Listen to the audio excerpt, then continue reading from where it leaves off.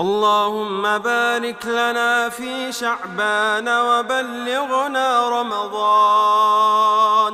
اللهم بارك لنا في شعبان وبلغنا رمضان.